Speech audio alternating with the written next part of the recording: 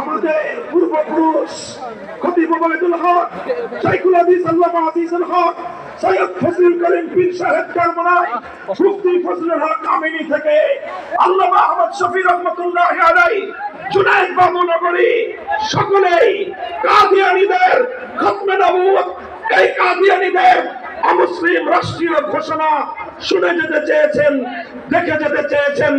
দুঃখ এবং পরিতাপের বিষয়, বাংলাদেশের সরকারগুলো এই কথা রক্ষা করতে পারে নাই।